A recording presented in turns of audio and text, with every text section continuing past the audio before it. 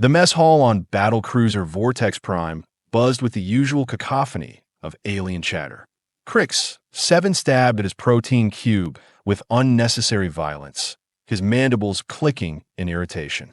Around him, soldiers from a dozen different species shared war stories, complaints about rations, and the occasional crew joke that would make a human blush, if humans could actually blush worth a damn. So there I was. Gorth Beta wheezed through his respiratory slits, facing down 3 Terra Marines in their ridiculous green uniforms. You know what one of them shouted before charging? He paused for dramatic effect, his 4 eyes twinkling with mischief. Semper Fi. The table erupted in laughter. Vex-9 nearly choked on his liquid nutrients. Semper what now? He gasped. Semper Fi. Gorth repeated, attempting to mimic the human battle cry with his gravelly voice. Apparently it means always faithful in some ancient human tongue. Can you believe it? They charge into battle, screaming about loyalty like it's some magical incantation. Crix, 7 rolled his primary eyes. Humans and their stupid traditions. Remember when we first encountered their navy? They actually believe in something called going down with the ship. Literally choosing death over abandoning a hunk of metal and circuitry. Oh, that's nothing, interjected Yix Prime, her scaled hide shimmering with amusement. I heard from a friend in intelligence that humans have this thing called the Alamo, some ancient battle where a handful of humans held out against impossible odds, knowing they were going to die. They call it heroic. I call it suicidal stupidity. The laughter grew louder. Several other tables turned to listen as the stories became more ridiculous. My personal favorite, wheezed North Delta, is their obsession with something called Dunkirk. Apparently, they celebrate retreating. Only humans would turn running away into some grand tale of triumph. Crix, 7 slammed his eating utensil down. The absolute worst has to be their band of brothers nonsense. They actually believe that fighting alongside the same group of soldiers creates some mystical bond that makes them invincible. It's like they think friendship is a weapon. Friendship. Vex-9's tentacles quivered with mirth. Next you will tell me they believe in the power of love conquering all. Don't give them ideas, Gorth Beta snorted. They probably do. The mockery continued for several more minutes, each alien trying to top the previous tale of human foolishness. Stories of Medal of Honor recipients throwing themselves on grenades. Tales of soldiers refusing medical evacuation to stay with wounded comrades. Accounts of humans charging machine gun nests with nothing but bayonets and battle cries. The funniest part, Yix Prime added, wiping tears from her secondary eyes, is that they actually win sometimes. Pure dumb luck, if you ask me. There's no way their ridiculous tactics should work against superior technology and training. Speaking of superior training, North Delta gestured toward the far corner of the mess hall. Isn't that General Vak-Tor over there? The one who actually fought humans during the border wars. The laughter died instantly. Every head turned toward a solitary figure hunched over a simple meal tray. General Vak-Tor was a legend among their people, a warrior who had earned his rank through blood and sacrifice, not politics. His scarred carapace told stories of 100 battles, and his missing left arm served as a permanent reminder of the price of war. Crix, 7 felt his confidence waver. Yeah, that's him. But so what? Even he must have some good stories about human incompetence, right? Why don't you ask him? Gorth Beta suggested with a sly grin. Me? Why me? Because you have been doing most of the talking, Vex-9 pointed out. Go on. I bet he has some great tales about human cowardice. Peer pressure was a universal constant, apparently. Crix, 7 found himself standing before he could think of a good reason not to. His legs carried him across the mess hall, while his brain screamed warnings about disturbing a superior officer during his meal. General Vak-Tor looked up as Crix, 7 approached. His remaining eye was the color of old bronze, and it held depths that spoke of things seen and done that most soldiers couldn't imagine. General, sir, Crix, 7 began, his earlier bravado evaporating like morning mist. My friends and I were discussing human military traditions, and we wondered if you might share some of your experiences from the border wars."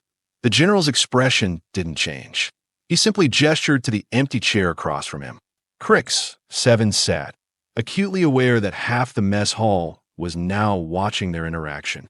"Human traditions," Vak-Tor repeated slowly, his voice carrying the weight of authority earned through combat. "What specifically did you want to know?" Crix 7 glanced back at his table, where his friends were making encouraging gestures. "Well, sir, we were laughing about some of their more ridiculous customs. The whole Semper Fi thing and their obsession with going down with ships and those stories about the Alamo and Dunkirk. We figured you might have some good examples of how their foolish traditions led to easy victories for our forces." General Vak-Tor was quiet for a long moment. He took a deliberate bite of his meal, chewed thoughtfully, and swallowed before speaking. "The Battle of Kepler-442b, he said finally. "Are you familiar with it?" Crix 7 shook his head. He'd studied military history, but that particular engagement wasn't in the standard curriculum. It was early in the border wars. Intelligence suggested the humans had established a forward observation post on Kepler-442b. Our mission was simple: eliminate the post, capture any surviving personnel for interrogation, and establish our own listening station. The general paused to take another bite. Around them, the mess hall had grown quieter as other soldiers strained to listen. The planet was a miserable rock. Thin atmosphere, constant electrical storms, temperatures that would freeze your blood in your veins. Perfect place for a covert observation post. Nobody would expect anyone to want to stay there voluntarily. Crix 7 leaned forward, genuinely interested now. This was the kind of war story he'd been hoping for. We approached in stealth mode, expecting to find maybe a dozen humans with standard equipment. Instead, our sensors detected exactly 3 life signs.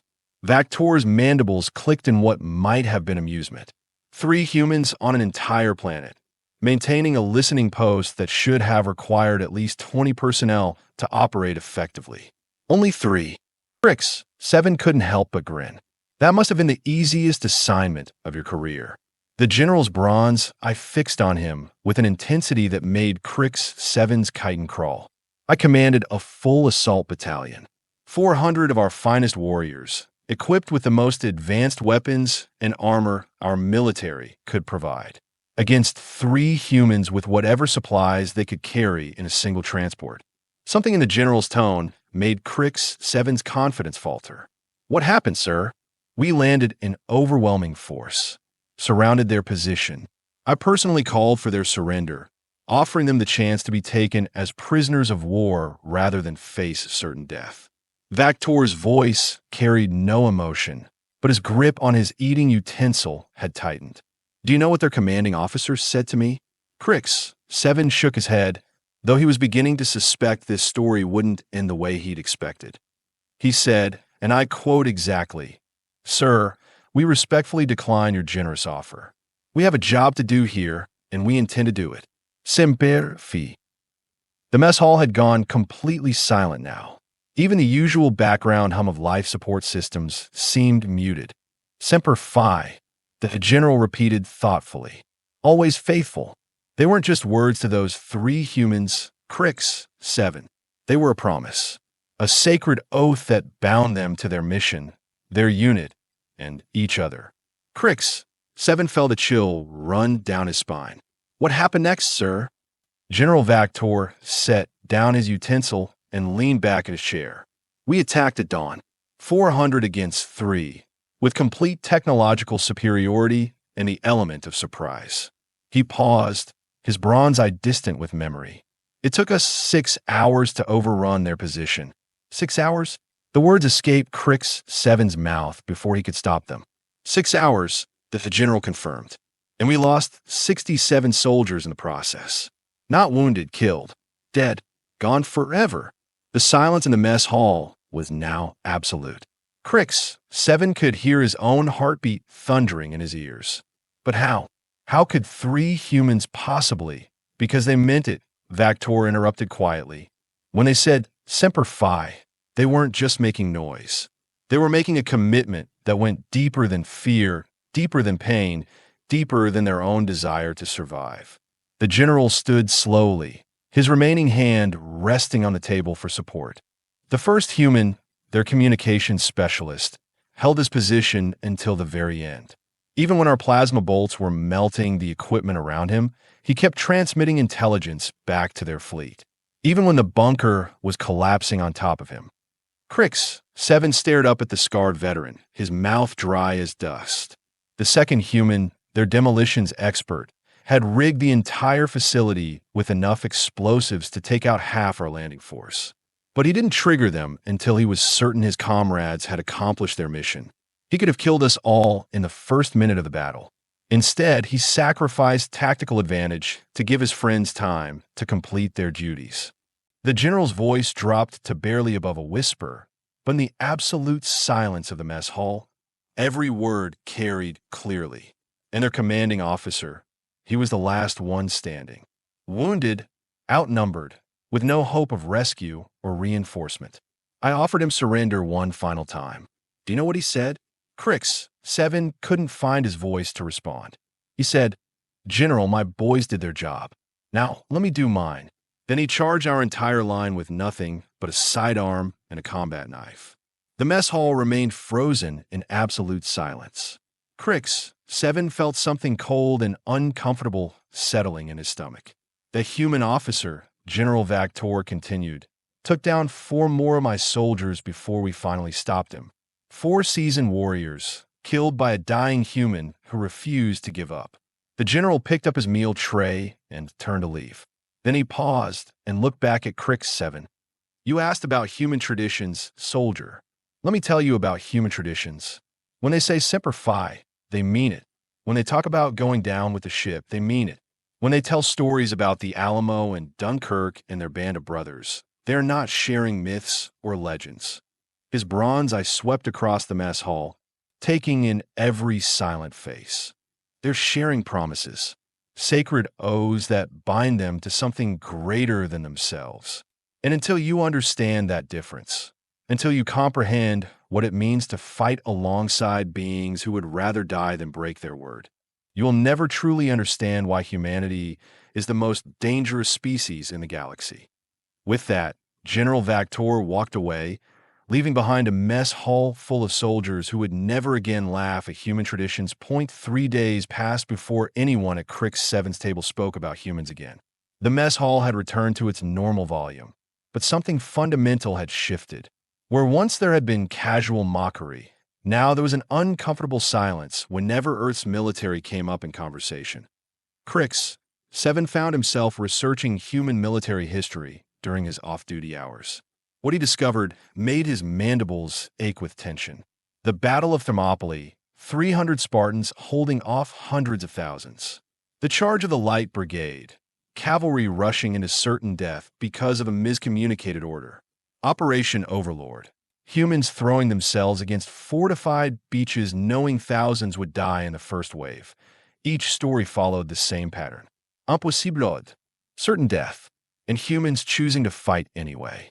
"You look like you have seen a ghost," Vex-9 commented as he slid into the seat across from Crix 7 in the ship's library. "Assuming humans have ghosts. They probably do, knowing them." Crix 7 gestured at the holographic display floating between them. "I've been reading about something called the Battle of the Bulge. Winter fighting in impossible conditions. Uman surunda, onumbarat ounat."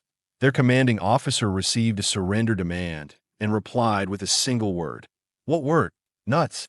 Vex-9's tentacles twitched in confusion. "Nuts? Like edible seeds?" Apparently, it was their way of saying absolutely not. Then they held their position until reinforcements arrived, even though logic dictated they should have been wiped out. Yix Prime approached their table, her scales flickering with nervous energy. "Are you two discussing humans again? Because I have been having the strangest dreams since the general story. Dreams about 3 soldiers holding a frozen bunker while hundreds try to take it. Gorth Beta and North Delta soon joined them, creating an impromptu gathering around Crix 7's research station. The same group that had laughed so heartily 3 days ago now studied human military records with the intensity of scholars examining ancient texts. Look at this. North Delta pointed to a section about something called the Bataan Death March. Humans forced to march for days without food or water. Thousands died, but the survivors, when they were finally rescued years later, they didn't hate their captors. They just wanted to get back to fighting. That's impossible, Gorth Beta wheezed. No rational being chooses to return to combat after experiencing torture. Unless, Yix Prime said slowly, combat isn't about rational choices for them. What if it's about something else entirely? Their discussion was interrupted by the approach of another figure. Lieutenant Commander Hex Prime, a veteran with 2 decades of service, stopped beside their table. Unlike the younger soldiers, she didn't look surprised by their research topic. Studying the enemy, she asked with what might have been approval. Trying to understand them. Crix, 7 corrected. General Vak-Tor's story, it doesn't match what we were taught about human psychology. X Prime pulled up a chair. What were you taught? That humans are driven by self-preservation, like any logical species. That their apparent bravery is just elaborate posturing. That when faced with true danger, they will break like anyone else. And now, Vex9 answered this time. Now we are reading about humans who chose death over surrender, so often it seems to be their default response to impossible situations. The lieutenant commander nodded slowly. I served under General Vak-Tor during the border wars. I was there for the Battle of Kepler-442b, though not on the ground. I monitored communications from the orbital command ship. Every alien at the table leaned forward.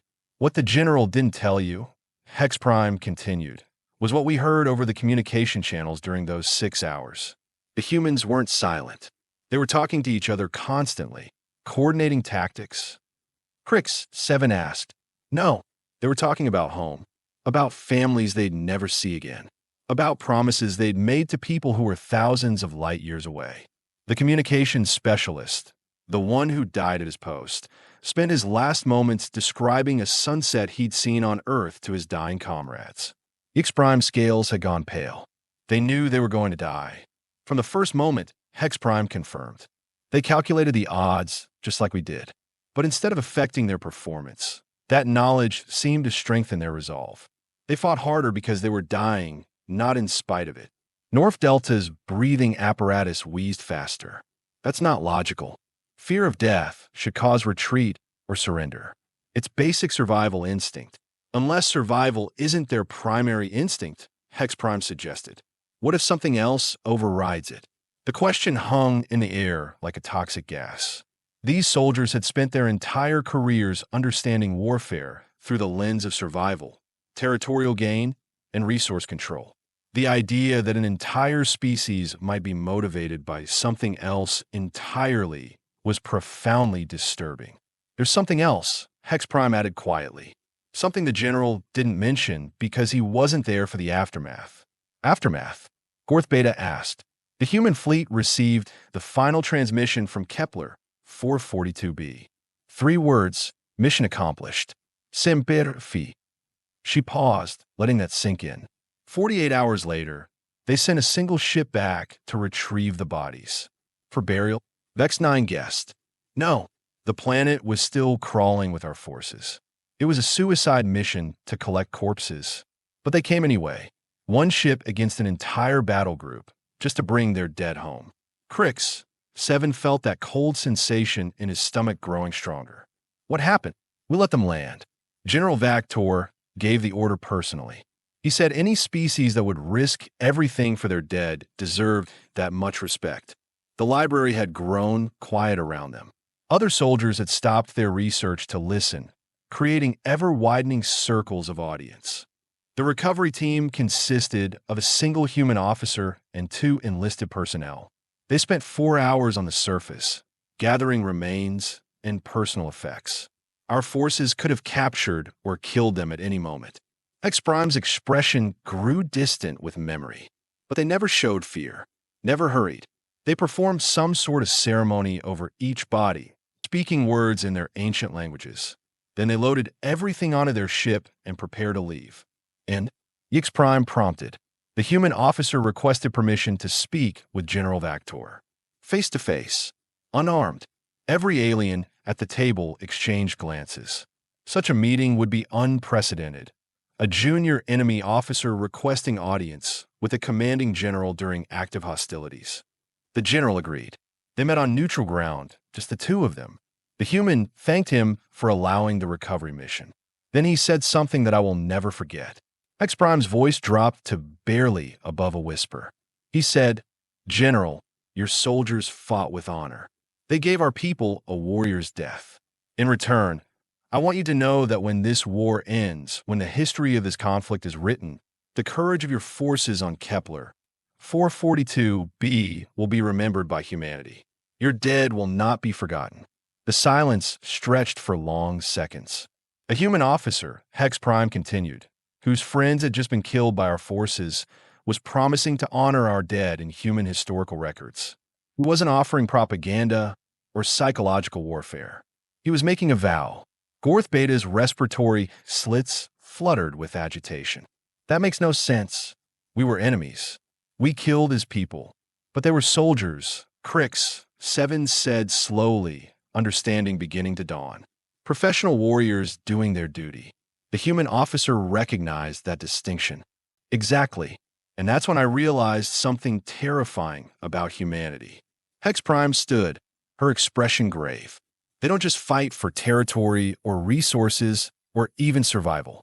They fight for ideas, abstract concepts that most species barely comprehend. Honor, duty, sacrifice, brotherhood. She gestured at the holographic displays surrounding them. Every battle you have been researching, every impossible stand they have made throughout their history, it all comes down to the same thing. Humans believe some things are worth dying for. Not just worth risking death, but worth choosing death if necessary. Vex-9's tentacles writhed with discomfort. But that's irrational. Nothing abstract is worth actual death. To us, perhaps, but to humans. X Prime shrugged. They have built their entire civilization around that principle. Their greatest heroes aren't the ones who lived longest or accumulated the most wealth. They're the ones who died for something meaningful. The implications of that statement rippled through the gathered soldiers like a shock wave. Every species they knew measured success by survival and prosperity. The idea of a civilization that valued meaningful death over meaningless life was almost incomprehensible. There's one more thing, Hex Prime added as she prepared to leave. Something that might help you understand why General Vak-Tor's story affected you so deeply. She turned back to face them. The border wars ended 6 months after Kepler-442b. Not because either side was defeated, but because both our high command and theirs realized something crucial. We were fighting an enemy that got stronger the closer they came to death. Every impossible stand they made, every hopeless charge, every refusal to surrender when logic demanded it, it was making them more dangerous, not less. Crix, 7 felt his world shifting on its axis. More dangerous how? Because they were learning that they could survive anything. Every time humans faced impossible odds and somehow prevailed, it reinforced their belief that no situation was truly hopeless. They were becoming a species that literally did not know how to give up. The lieutenant commander moved toward the exit, then paused one final time. The peace treaty we signed wasn't really about ending hostilities. It was about preventing humans from becoming even more dangerous than they already were. Because we realized that if we kept fighting them, if we kept forcing them into desperate situations where their only choice was victory or death. She looked around the library at dozens of alien faces, all hanging on her words. Eventually, they would have one, not through superior technology or tactics or numbers. They would have one because they were willing to pay prices that no rational species would ever consider acceptable. With that, Lieutenant Commander Hex Prime left the library, leaving behind soldiers who finally understood why human military traditions weren't myths or legends. They were promises, sacred oaths that bound an entire species to something greater than individual survival. And in a galaxy where most conflicts were settled through calculation of acceptable losses, that made humanity the most terrifying force anyone had ever encountered. Crix, 7 stared at the holographic display, showing human military history, and felt a new emotion creeping through his consciousness. Not fear, exactly, and not respect. Awe, raw, overwhelming awe at a species that had somehow transformed the instinct for survival into something else entirely. Something that made them capable of choosing death over dishonor, sacrifice over safety, brotherhood over self-interest. As the library slowly emptied around him, Crix, 7 made a decision. He was going to learn everything he could about these humans. Not to mock them or defeat them, but to understand how an entire species had managed to make courage their default response to danger. The weeks that followed became a period of intense study for Crix, 7, and his companions. What had started as casual research had transformed into an obsession. They pored over battle reports, intercepted communications, and psychological analyses that painted an increasingly complex picture of humanity. "Listen to this," Yix Prime called out during one of their evening sessions. "There's a human tradition called the Congressional Medal of Honor. It's awarded for actions above and beyond the call of duty. Want to know what qualifies?" She projected a list of recipients onto the central display. Marcus Thompson, age 19, threw himself on a plasma grenade to save his squad. Died instantly. Alexis Rodriguez, age 22, held off an entire assault wave while her unit evacuated wounded civilians. Found 3 days later, still at her post, surrounded by enemy casualties. North Delta's breathing apparatus whistled softly. "They give awards for dying, not for dying," Crix, 7 corrected, his understanding deepening. "For choosing death to save others. There's a difference." "Is there?" Gorth Beta challenged. "Dead is dead, regardless of the reason." Before anyone could answer, an alert tone chimed through the ship's communication system. All personnel were ordered to report to their stations immediately. Battle alert protocols were in effect. The research group scattered to their assigned positions. Crix, 7 found himself at his usual post in the Tactical Analysis Center, where streams of data flowed across multiple displays. What he saw made his mandibles click with nervous energy. Human ships. 3 of them, approaching their position at high speed. "Contact is a heavy cruiser and 2 destroyers," reported the duty officer. "They are broadcasting on emergency frequencies." Captain Zurprime's voice crackled over the intercom. "All stations, this is not a hostile approach. The human vessels are requesting immediate assistance. Apparently, their medical transport has suffered catastrophic engine failure in the Vortex Nebula." Crix, 7 exchanged glances with his shift partner. Medical transports were considered neutral vessels under galactic law, but trusting humans in distress felt like inviting a predator into your home. "Sir," came another voice over the comm. "The human captain is requesting permission to speak directly with our commanding officer. He says time is critical." Minutes later, the main display in the tactical center flickered to life, showing a human face. The creature looked exhausted, with deep lines around its eyes and what appeared to be dried blood on its uniform. "Captain David Bennett of the U.S. Hope," the human said without preamble. "We have a medical emergency. Our transport is carrying 300 wounded civilians from the colony wars. Our engines failed 20 minutes ago, and we are being pulled into the nebula's gravity well." Captain Zurprime's response was crisp and professional. "Captain Bennett, while we sympathize with your situation, rendering aid to military vessels during ongoing hostilities would constitute a violation of neutral space. With respect, Captain, these aren't military casualties. They are families, children, elderly colonists who were caught in the crossfire when the Nexus Coalition attacked their settlement." The human's voice remained steady, but Crix, 7 could detect underlying strain. "We have maybe 40 minutes before we are pulled past the point of no return." There was a long pause. Crix, 7 found himself holding his breath, though he couldn't say why. "Captain Bennett," Zur Prime said finally, "even if we wanted to assist, our tractor systems aren't designed to handle vessels of your tonnage.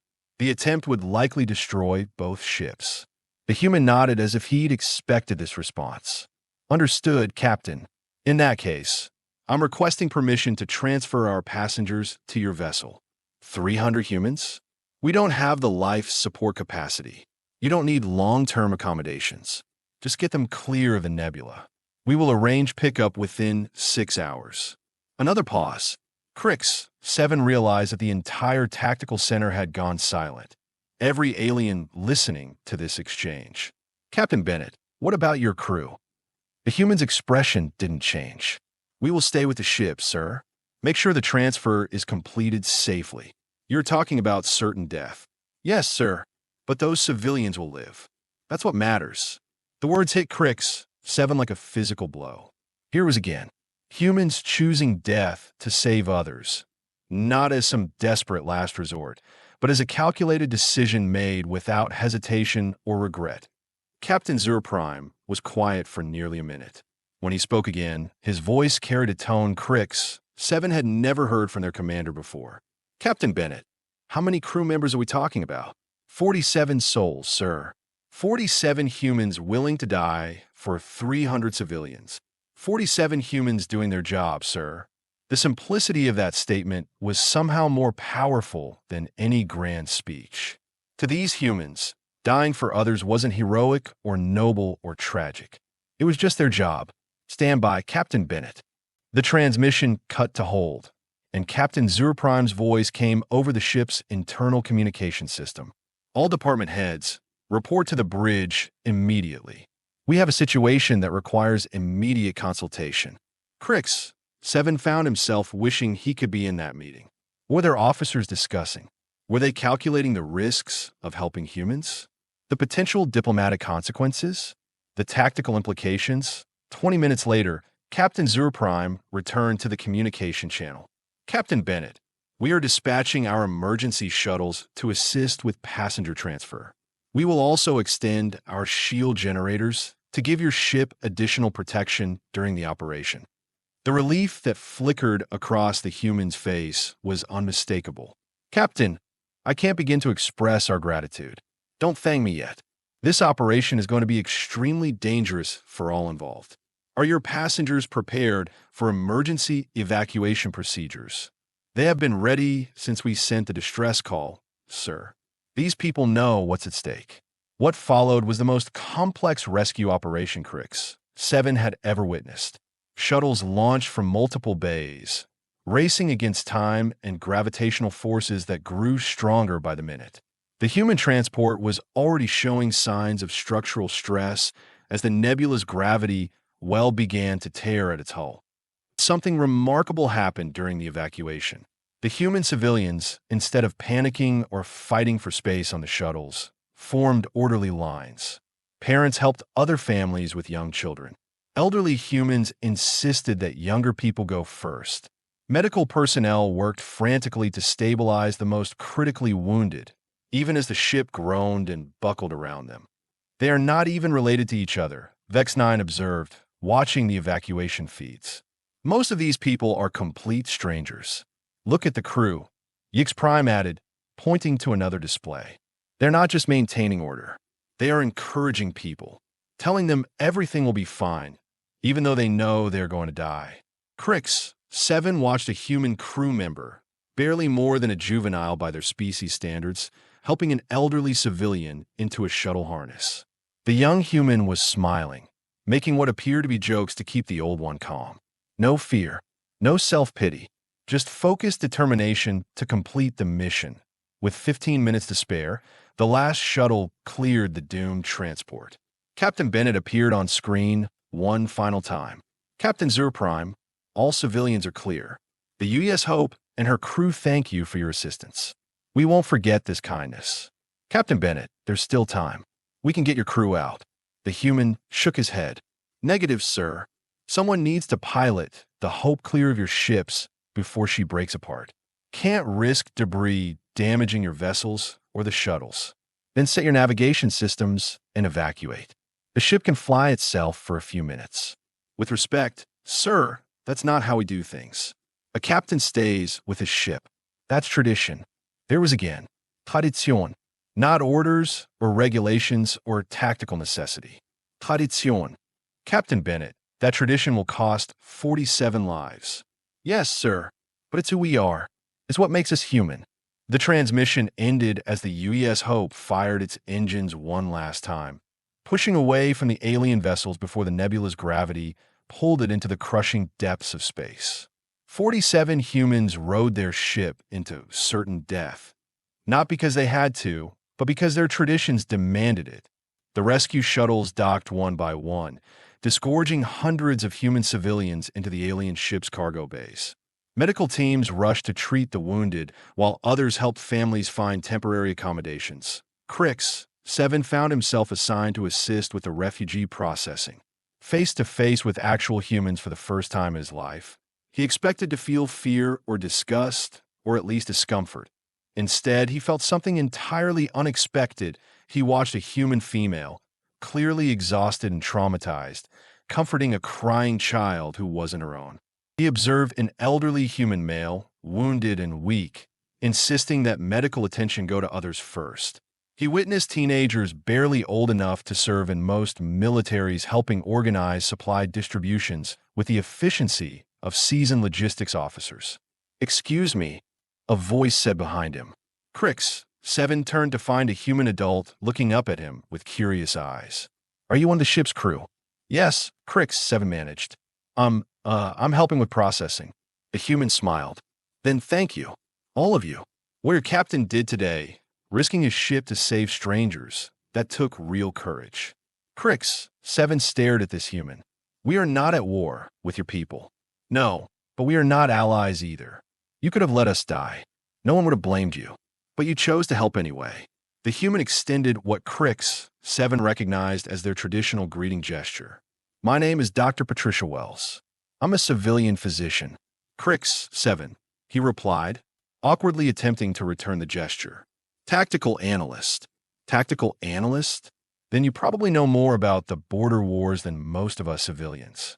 Tell me, what did you think of the crews that stayed behind?" The question caught Crix, 7, off guard. "I think they were following their traditions." Dr. Wells nodded thoughtfully. "Yes, but what did you think of them personally?" Crix, 7, considered this carefully. What did he think? They were insane? That they were heroic? That they were following incomprehensible alien logic? "I think," he said slowly, "they were the bravest beings I have ever encountered." The human smile widened. "Good answer. You know, Captain Bennett has 3 daughters. They're probably wondering right now if their father is coming home. But he will never regret his choice, because he knows those children will grow up in a universe where courage still means something." As Dr. Wells moved away to help with other refugees, Crix, 7, realized something profound had shifted in his understanding. This wasn't about human traditions being superior or inferior to those of other species. It was about humans creating a civilization where certain values were considered more important than individual survival. The evacuation continued for hours, with humans and aliens working side by side to ensure everyone was cared for. And gradually, Crix, 7, began to understand what General Vak-Tor had really been trying to tell them. Human courage wasn't just about facing death without fear. It was about creating a society where death itself became secondary to the principles that defined who they were as a people. 6 hours later, as promised, human ships arrived to collect their civilians. The transfer was completed without incident, but something had changed aboard the alien vessel. The crew members who had worked alongside the human refugees carried themselves differently. They spoke in quieter tones about duty and sacrifice and the meaning of true courage. That night, Crix, 7, found himself back in the library, but this time he wasn't researching human military history. Instead, he was reading about human philosophy, human literature, human art. He wanted to understand how a species developed values that could override the most basic biological imperative. What he found was even more remarkable than their military traditions. Humans had spent thousands of years wrestling with questions of meaning and purpose and the price of principle. Their greatest thinkers had argued that life without honor was worthless, that death with dignity was preferable to survival with shame, that some ideals were worth any sacrifice. They hadn't stumbled into courage by accident. They had deliberately chosen it, generation after generation, as the foundation of their civilization. A.S. Crix, Seven closed his research files and prepared for sleep. He carried with him a new understanding of what had happened in that mess hall weeks ago. General Vak-Tor hadn't just shared a war story. He had opened a window into the soul of an entire species. And what lay beyond that window was both terrifying and inspiring in equal measure. Because in a galaxy where most beings fought to survive, humanity had created something unprecedented, a civilization willing to die for its ideals, that made them either the most foolish species in the universe or the most dangerous. And after witnessing their actions firsthand, Crix, Seven was beginning to suspect it was the latter.